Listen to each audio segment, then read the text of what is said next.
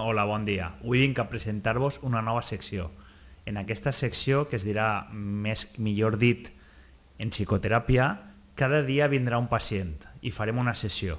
Farem una sessió on ens contarà diferents aspectes del seu camp, perquè cada convidat vindrà d'un camp concret, i no vaig a dir-vos res més d'aquesta persona perquè aneu a conèixer-la a continuació, així que comencem.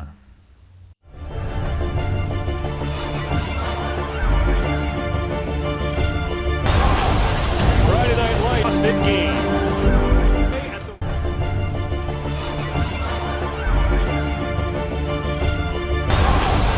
Friday Night Lights, Mickey. At the ranch in Aromas, California.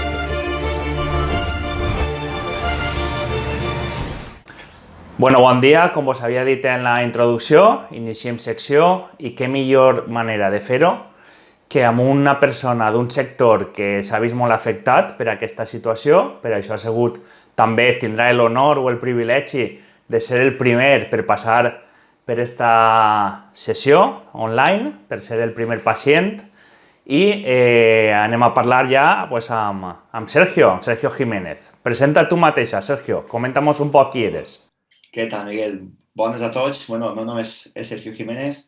Jo soc esportista, he estudiat Ciències de l'Activitat Física i l'Esport i ara mateix pues, soc copropietari d'un gimnàs, d'un box de CrossFit en Ontinyent, en el que, pues, bé, durant este any i poc que portem en marxa hem vivit un poc una muntanya russa emocional en tot això de la pandèmia. Sí, perquè el gimnàs començares a iniciar-lo just abans, no?, de la pandèmia. És quan començaves. Just nosaltres vam inaugurar el 31 de gener i el dia 3 vam començar l'activitat, el que són les classes i demés, i un mes i mig després, el dia 14, es confinaren, es van tancar tot i fins a meitat estiu, cap a finals de juliol més o menys, és quan van poder tornar a reiniciar l'activitat.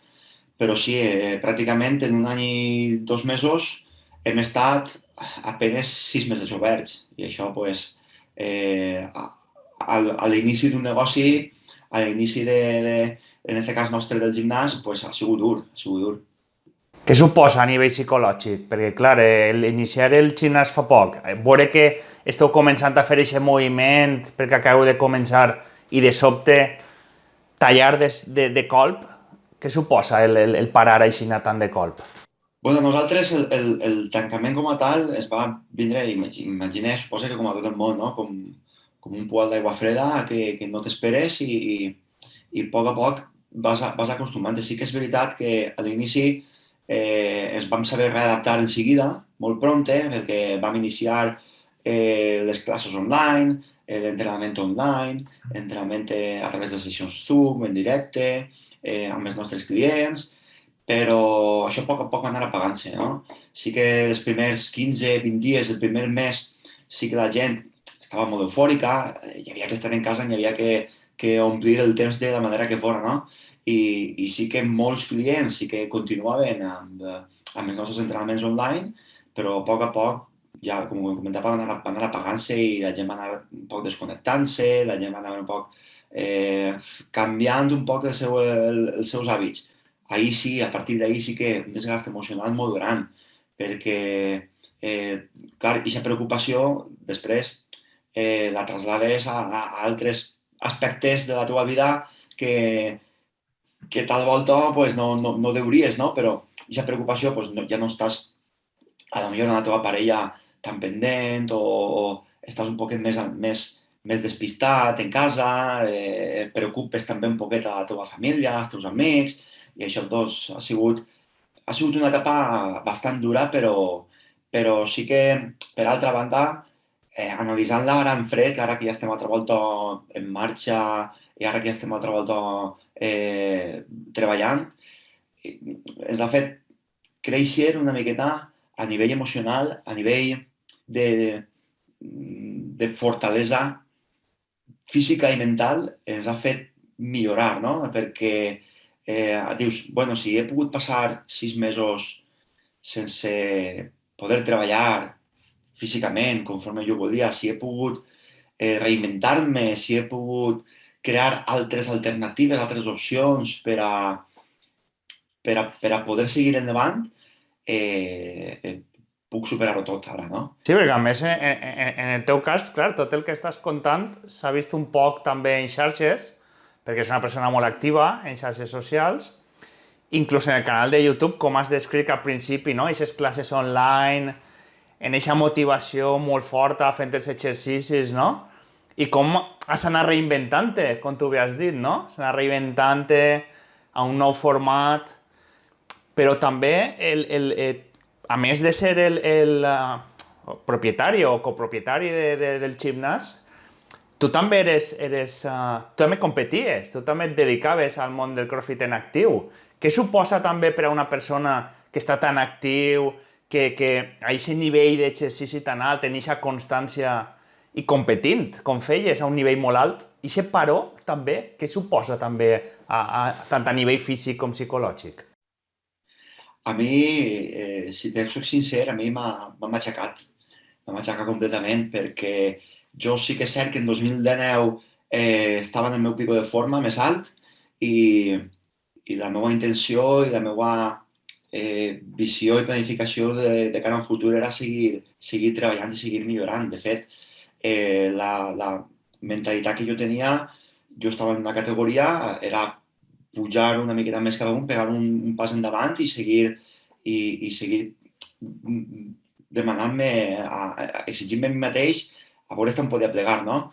I aquest paró a mi directament m'ha trencat tots els esquemes, i a nivell físic sobretot, i després a nivell mental també, perquè sí que és cert que, bueno, tots sabem que el d'esport millorar l'autoestima, millorar la teva forma de ser, i conforme m'anava veient jo físicament més capaç de fer moltes més coses, cada volta volia més.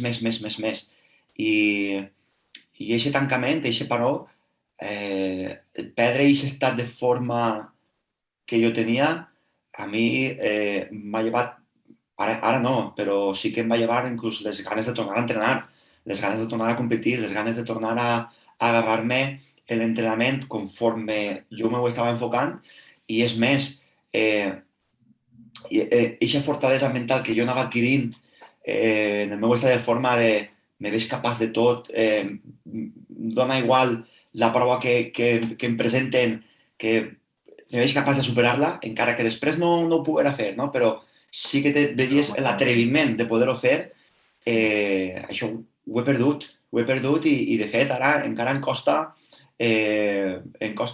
creure'm a mi mateix o autoconvèncer-me de que tinc que saber sofrir, de que tinc que complir certs objectius, de que tinc que seguir treballant, de que tinc que, per exemple, en el cas del Sant pes, de que tinc que alçar més quilos, de que tinc que fer més repeticions, coses d'estes, no? Que, en certa manera, aquest dubte personal és també probablement el que te motive, no? Encara que hi ha una situació de malestar, com tu bé has dit, però el dir de, pues bueno, he de fer més pes, he de tal, no? I aquesta obligació, en certa manera, també te du avant, perquè tu eres...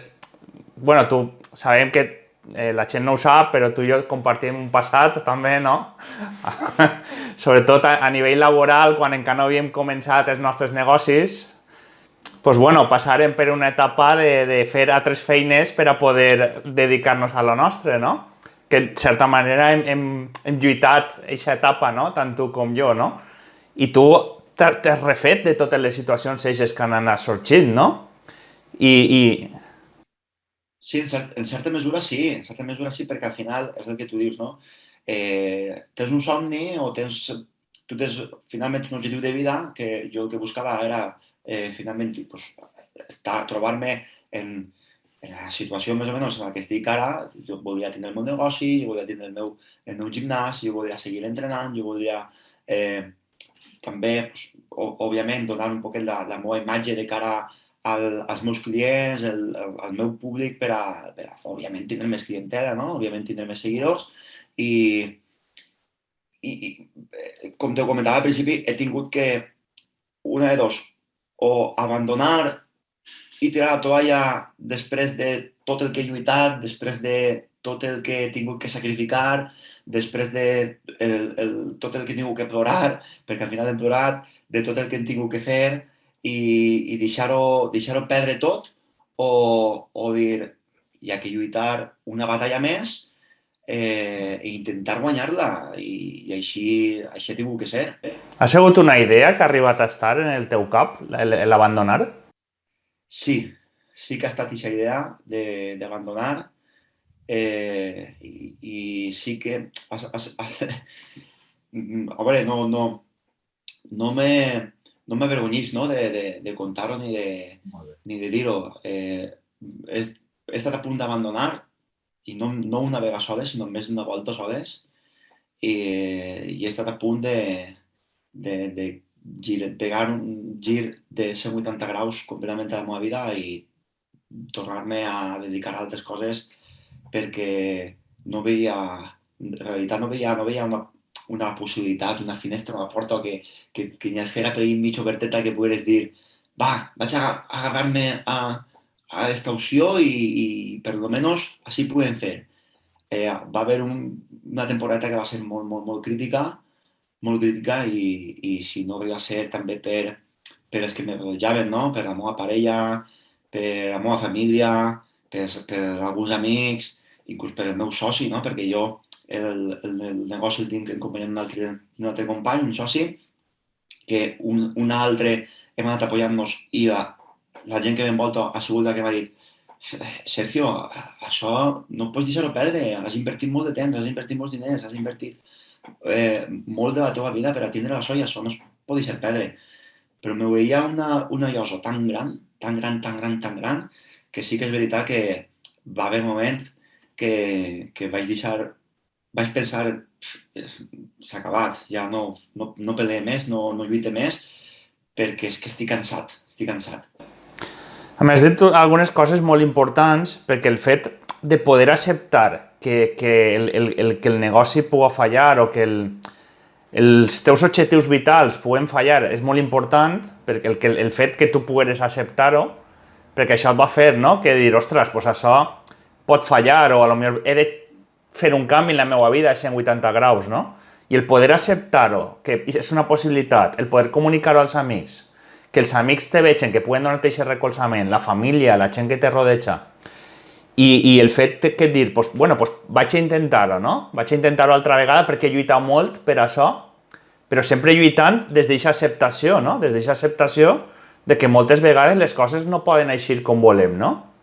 Però si partim des d'aquesta lluita, sempre serà més fàcil, perquè si sempre ens marquem com tot això ha de ser així, jo estic segur que si no hagués sigut una persona tan oberta, que sempre has contemplat moltes possibilitats, en el moment que se t'haurà desmuntat això, a la primera de canvis hauràs dit puerta i s'ha acabat.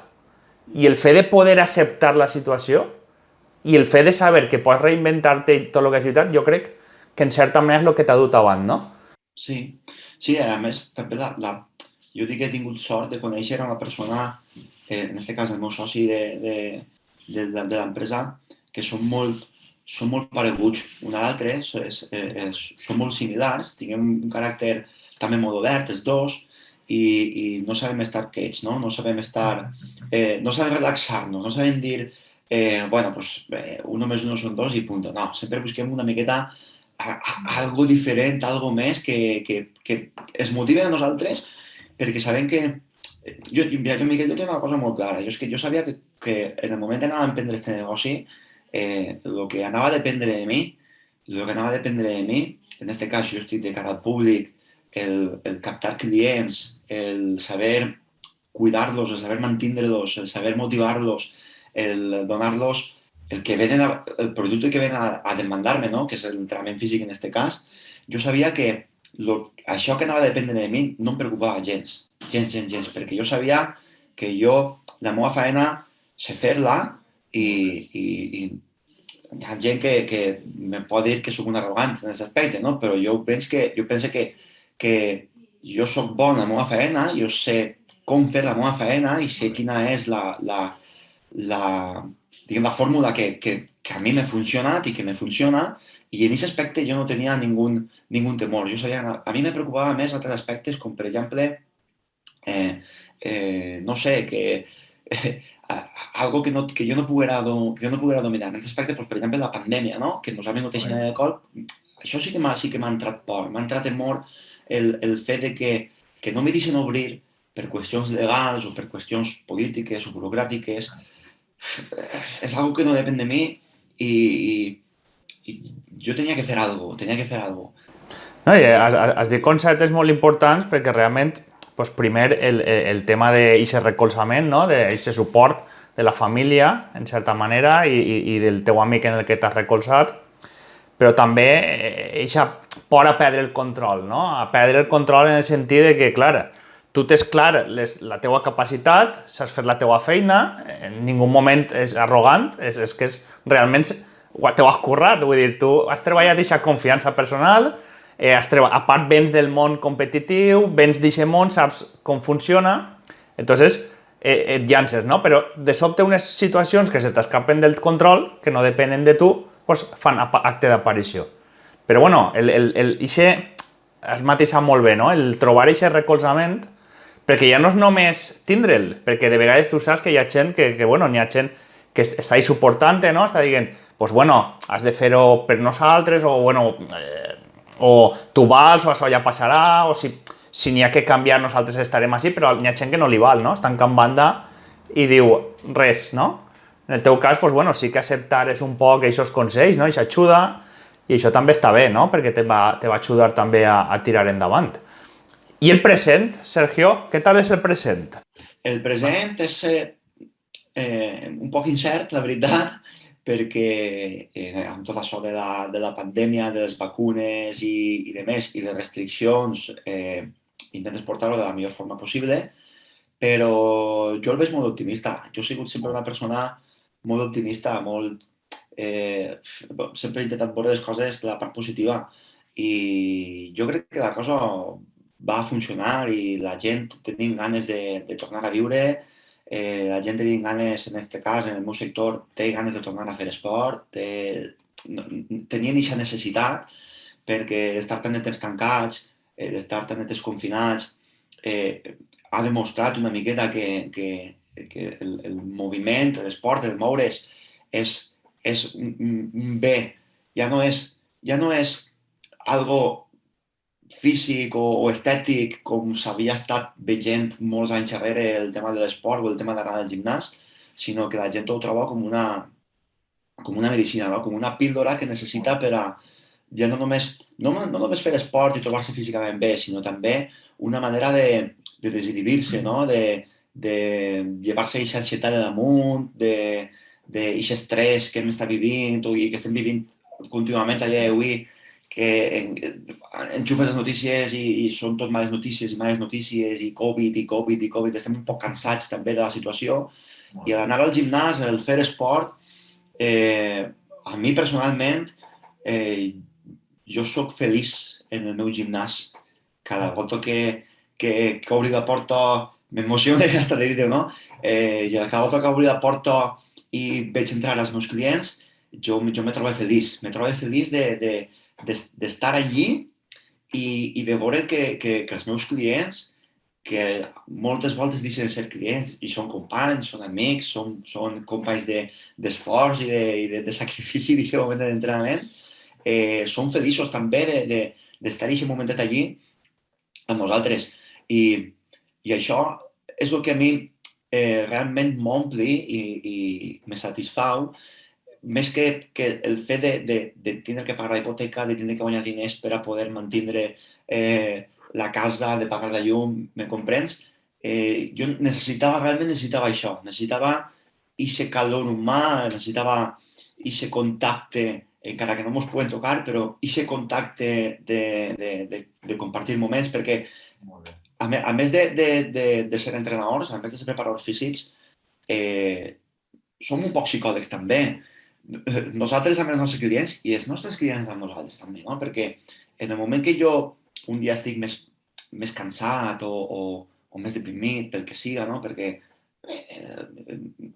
jo ara torno a estar preparant-me per a competir de nou i de moment hi ha dies que òbviament no m'eixen els números, els entrenaments. Aleshores, aquest dia pues, estàs un poquet més baix d'autoestima i són els mateixos clients, els mateixos alumnes els que t'espeten, tranquil, Sergio, que un mal dia pot tindre qualsevol, demà tornes a entrenar, demà tornes a... I això ho teníem des d'un primer moment i necessitàvem també aquest contacte, no? Aquest calor, aquest sentir que hi ha gent que te dona aquest suport, que estan ahí pendents de tu, que eres un poquet la seva figura o el seu model a seguir, perquè en realitat nosaltres estem allí i a tu te veuen, eres una figura a seguir en l'entrenament, ¿vale? En l'esport en si. I com que això també te dona un poquet de vida, te dona la vida de dir, tinc que mantenir el tipus, tinc que seguir entrenant, tinc que seguir demostrant o predicant l'exemple. Sí, perquè has dit una altra cosa, estàs dient moltes coses importantíssimes, no? Però, per exemple, una és la figura, no? Perquè tant en la meva feina com en la teua, nosaltres hem de tenir una figura que és la que ens pertoca, no? Per la professió. Tu has de tenir una figura on eres el coach, no? O eres l'entrenador i la persona pues, recurreix a tu, igual que en el meu cas, no? La persona pues, recurreix a la consulta de psicologia pues, també pels motius que siguen, no? Entonces, clar, per una part has de fer aquesta funció, no? Aquesta funció que jo ho dic sempre, la teràpia, per exemple, no acaba en l'hora que venen així. La teràpia és tot el dia, les 24 hores del dia. I me dona la sensació que en el CrossFit és el mateix. Vull dir, no és només el temps que estan allí, sinó que després tindran que tindre pues, la seva alimentació, la seva preparació psicològica, la seva motivació... Què diries a la gent, a lo millor, que se ho està plantejant? Començar a fer esport o començar a anar al gimnàs? Jo, ho he comentat moltes voltes, jo recomano a la gent que faci esport, que es mereixi. El moviment és vida. I jo tinc una filosofia molt clara en el tema de l'esport i en el tema de l'ésser humà, i sempre ho dic i moltes voltes ho comente, i és que l'ésser humà està creat per a moure's. No és necessari anar a un gimnàs, no és necessari anar a un box de CrossFit, no és necessari fer CrossFit per a estar físicament bé, no és necessari fer spinning per a estar físicament bé, però mou-te, camina, ix a l'aire lliure, respira, vés-te'n al camp, vés-te'n a la muntanya, fes coses amb la teva família, la teva parella, amb els teus amics, perquè és una manera de llevar-te l'estrès diari, la depressió del moment que estem vivint, d'eixir de casa. Aleshores, jo s'animaria a que s'animaren a moure's. Ja no és necessari anar a fer CrossFit ni a practicar un esport, sinó simplement que aprofiten un dia de sol i que isquen a caminar una horeta, 2 horetes, mitja horeta, inclús parar-se a fer-se alguna cosa que es mereixin, que es moguen.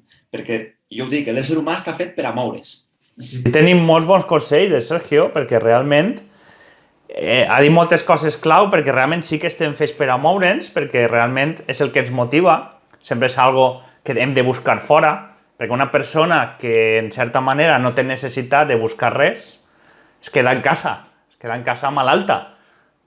Ja no en esport, no? Però el que has dit, l'eixir en la família, el pegar una volta, el caminar, com bé has dit, tot és esport, no? Tot és, al final, fer alguna cosa, moure's, no?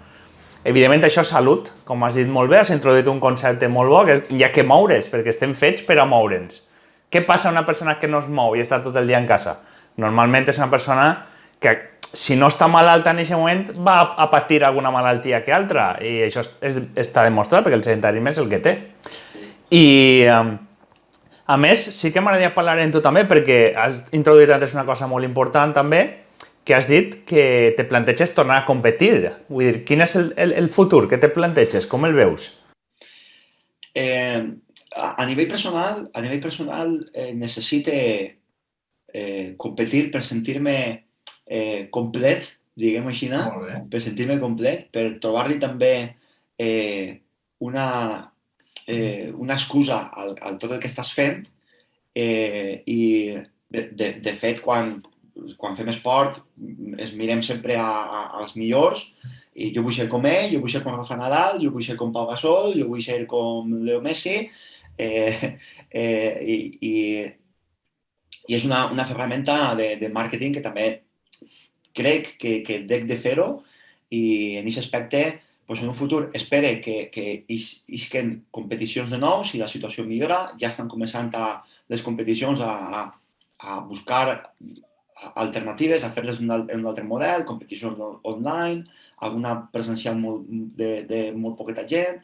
Aleshores, hi ha que buscar aquests objectius i treballar per ells, a nivell personal per sentir-me complet i a nivell professional per donar aquesta imatge de marca de cara al meu negoci a CrossFit Ontinyent perquè la gent veja que realment estem actius. Sí que volia preguntar-te, Sergio, perquè sí que has parlat també d'un tema important, que és el tema de referents físics, no? Entonces, al marge de la gent que sí que va entrenar al gimnàs o entrena pel seu compte, però sí que té les coses més o menys clares, diries que hi ha gent que a lo millor pot caure en trastorns d'alimentació o algun trastorn de conducta pel fet d'agafar una imatge i voler al preu que siga aconseguir aquesta imatge? Això es veu en el món del deport?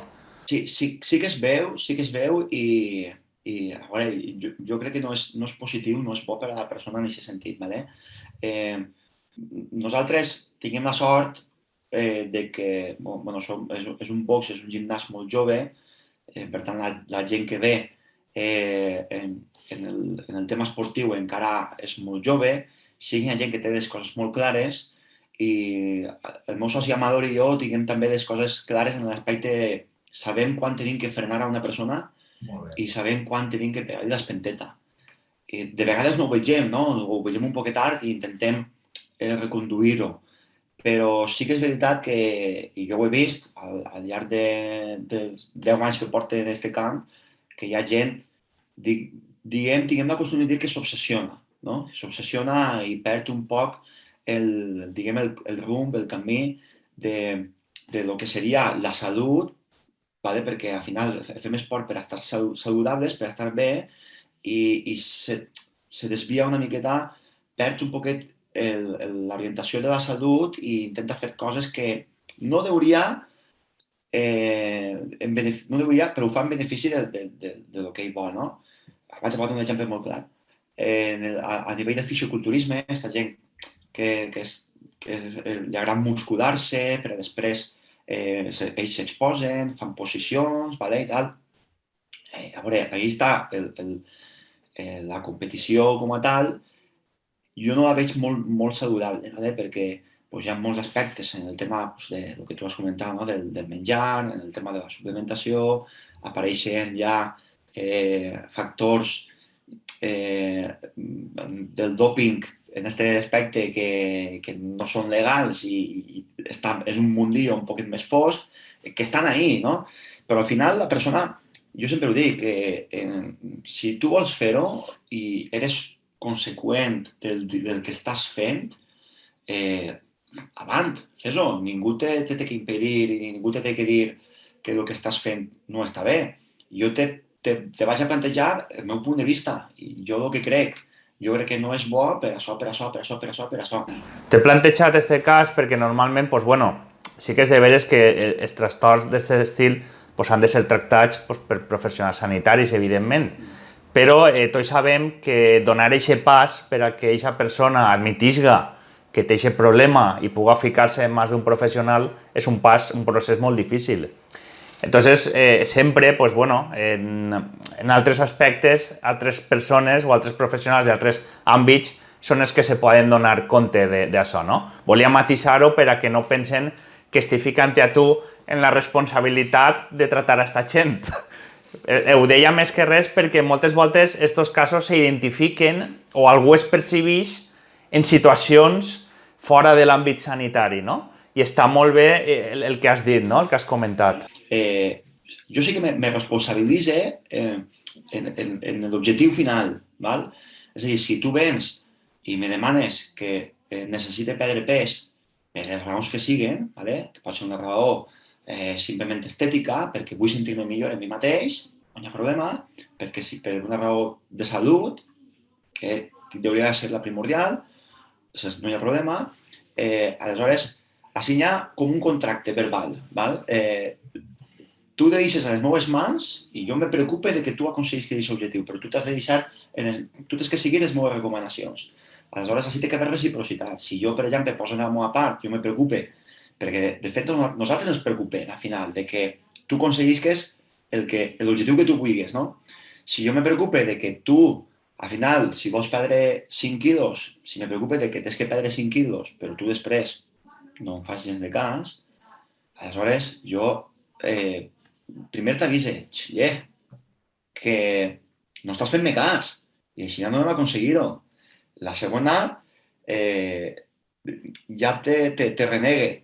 Si no em fas cas, olvida de mi, jo no vaig a seguir treballant perquè no ho facis. I la tercera te dic, ho sent molt, però no podem treballar.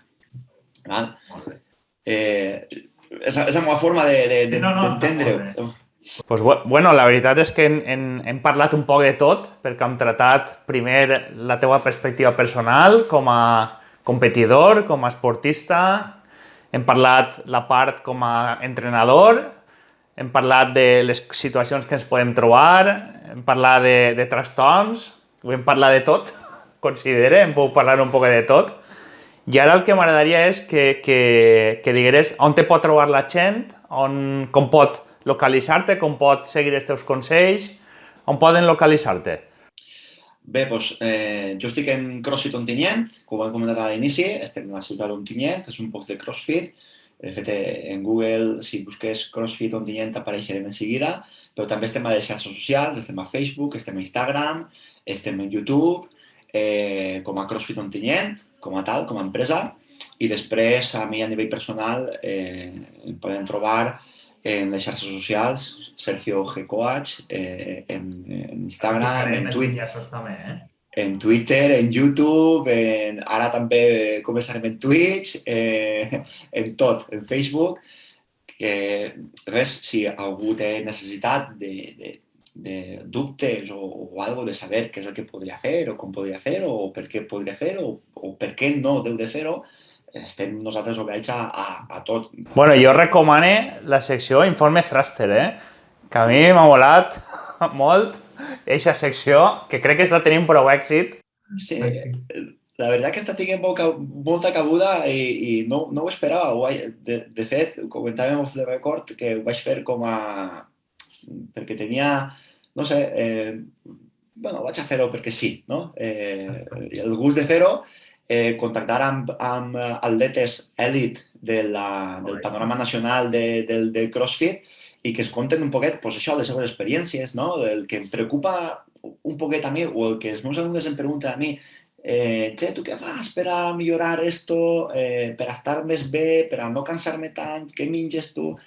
Doncs tindran un poquet una perspectiva de la gent èlit que se dedica pràcticament i exclusivament per a l'esport, com ho plantegen ells per a que nosaltres es vegem també un poquet, una miqueta, o que la gent veja com ho treballem per a buscar o per a trobar també un objectiu paregut. Doncs ja sabeu, canal recomanat, i la veritat és que ha sigut tot un plaer tindre a una persona com Sergio així, perquè entén moltíssim del seu àmbit, i ja teniu tot a saber on trobar-lo, totes les recomanacions, i vos convide a seguir-lo, perquè la veritat és que ja heu vist que sap moltíssim. Bé, Sergio, un plaer haver-te tingut així en sessió i coincidim en altre moment. I ens veiem. El plaer ha sigut meu, Miguel, i moltes gràcies per la teva invitació. Quan vulguis, tornem a fer una altra sessioneta. Molt bé. Salutacions, Sergio. Adéu. Gràcies. Adéu.